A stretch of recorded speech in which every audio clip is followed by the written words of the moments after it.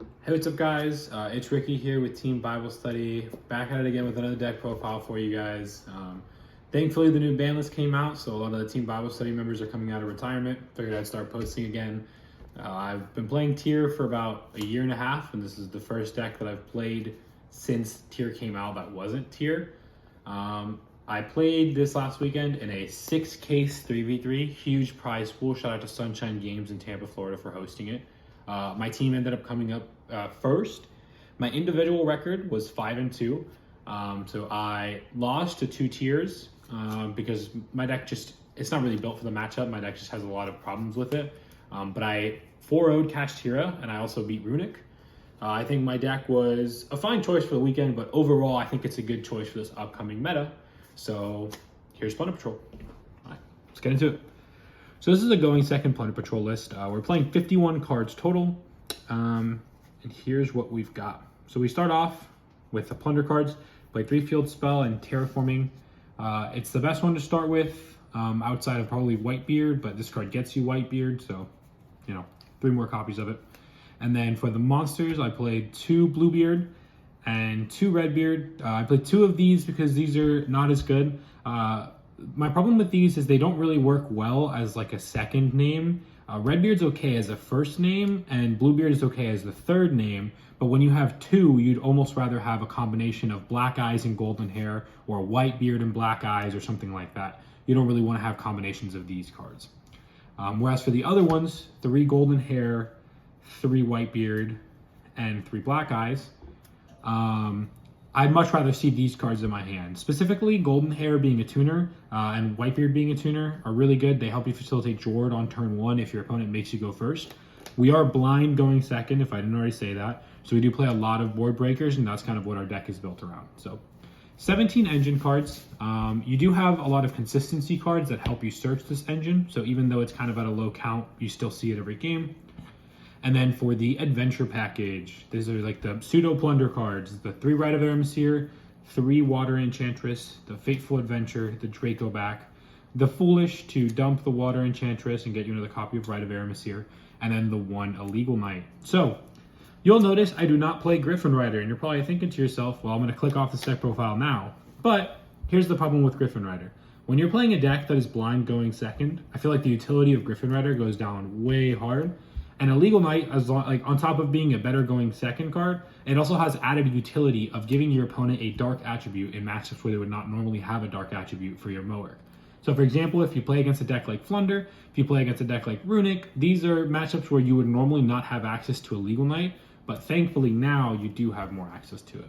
Also, summoning Illegal Knight, bouncing it with Draco back, and then summoning it again on your opponent's turn is just really, really powerful. So thankfully, or I guess unfortunately rather, I didn't get to do that, but it didn't really matter in any of the games that I played against Kashtira.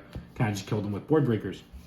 Speaking of, here are the consistency cards before we get into the board breakers. I played 2 Potter Desires, 2 copies of Illusion of Chaos, and Illusion of Chaos will search you the 2 copies of Magician's Souls. So if you don't know, all of the Plunder Patrol monsters, when they're in the spell and trap zone equipped to the ships, they actually count as spells and traps for terms of Soul Send. So you almost always are drawing 2 cards with this. It's super, super good. And Desires is just one of those cards that, even though it has some confliction with the adventure engine, even if you draw Rite of Aramasir off Potter Desires, Rite of Aramasir is still really good, even if you did banish the Fateful Adventure. It's still a level 4, 2,000 body that just summons itself for free, and it helps you play, it helps you make Jord, so it's really just fine, even if you banish the Fateful Adventure. And then for the board breakers, so I played 3 copies of Triple Tactics Talents, 3 copies of Triple Tactics Talents, 3 copies of Triple Tactics Thrust, 3 copies of Book of Eclipse, 3 copies of Evenly Matched, and then 1 copy each of Regeki, Mind Control, and Change of Heart. So these are targets for Thrust. If you don't know what Thrust does, you're going to have to learn eventually, but if your opponent activates a monster effect at all during that turn, you can search for 1 normal spell and trap and add it to your hand. So you'll notice this card has a really, really niche utility in this deck that I think other decks are missing from it. This card can not only add Talents or one of your multitude of board breakers, you can also add Pot of Desires to draw 2 cards. You can add Foolish Burial to send Water Enchantress. You can add Rite of Aramasir, or you can add terraforming. So this gets you access to all of your engines essentially. And it's like really, really good in this deck because it just does everything that you need a going second card to do. It also acts as a going first card if they make you go first. If you get hand trapped, you can just search for talents and play like that. Last card I have in my main deck, so I have 3 Ash Blossom. This card for the 3v3 was Impermanence, but that's because I was expecting a little bit of a different metagame than what I'm expecting going towards the future. So that's the only card that's changed from my main deck. Is right now I would play Ash Blossom going to this next format, whereas I would previously have played Impermanence. I think Impermanent Kit Kalos still hurts, tier a decent amount, whereas, Ash Blossom was not very powerful against them. But now I believe the new decks are probably going to be, you're going to see some Branded, you're going to see mostly probably Kashtira and Branded and Labyrinth. And I think Ash Blossom performs really well against 2 of those. And using Ash Blossom on Theosis isn't even that bad. So, yeah. Like I said, 51 cards. There's a few cards you can cut. You can probably make it like 48 cards if you try hard enough. But I like the number. You always see the exact amount of engine cards. Shout out to Steven, the Adventure Token. And then for the extra deck, I played Omirage, Donner. So this is the same as the 3v3. The only thing that changed was one of the synchros, but I played both of these at the 3v3. They were both super good. These are my only generic links. The other link that I play, obviously, is the 3 Blackbeard. This is the best card in the deck. So if you don't know what it does, it's a pilot, essentially, kind of like a Cosmo pilot, and it lets you tag out into any of the ships as a quick effect during either player's turn. And by doing that, you actually get to draw a card as well. So a lot of times what you'll do is you will make Jord. You will Jord give your opponent a light token after adding 1 back. You will use the token to make Blackbeard. Blackbeard will tag out into Liss, which will draw you a card, and then Liss will special summon the Blackbeard again. So this guarantees 4 interruptions. So you're like, oh, well that doesn't sound like 4, but essentially what happens is you have the Liss negate, you have Blackbeard tag out into Jord, Jord can tag out into, or Jord can special summon from deck. So Jord, what it'll do is it'll special summon Whitebeard and add Whitebeard, and then you can pitch Whitebeard to special summon Redbeard later on in the turn. So it ends up being 3 tag outs total. It's really, really hard to kill you when you do that combo. So yeah, really good. And then for the other Plunder Patrol ships, I played 2 Moark and 2 Bran. Like I said, the only thing that changed was I was playing a Dragite previously over the second Jord, and that was just a mistake. You should play 2 Jord. This card's super, super powerful. So that was just a pure mistake. And then the last card in my extra deck is Zeus.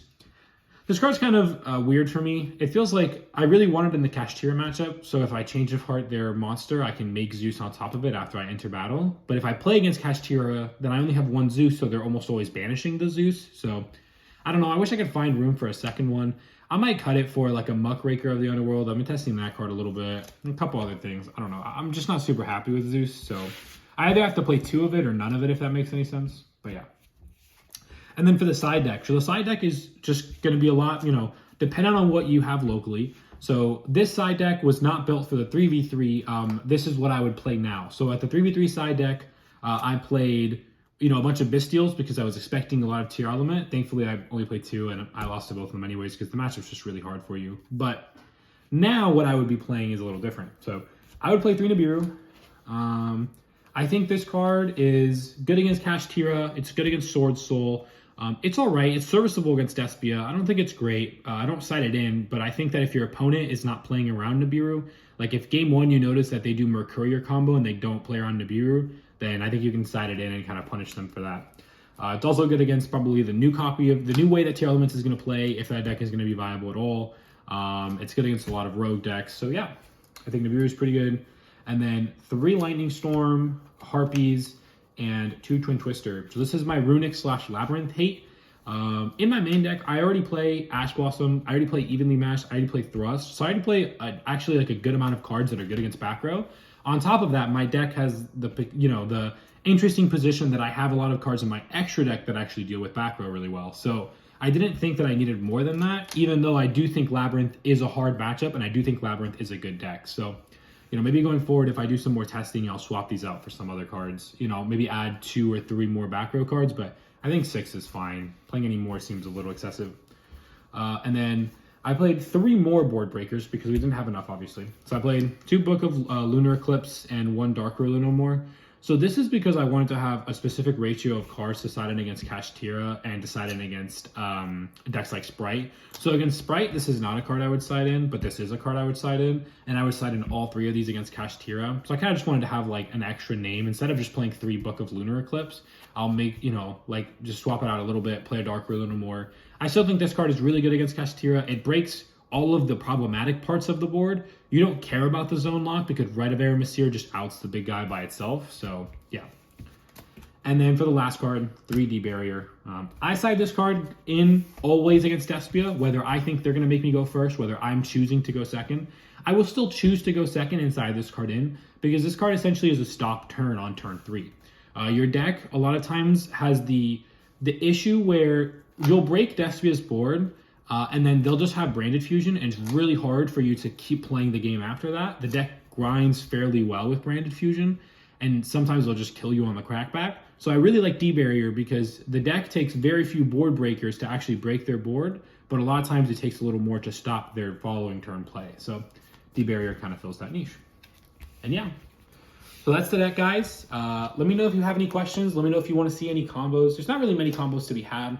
If you are playing the deck, the biggest suggestion I would make is to slow down and take your time. The deck is a resource-based deck, so you're going to play a lot of games for very many turns. You're not going to win very quickly unless your opponent just gets evenly matched, gets mad, and concedes. That did happen a few times in the tournament. But for the most part, you're going to have to play games out for multiple turns, and you need to make sure you're playing really tight so as to not give away any advantage.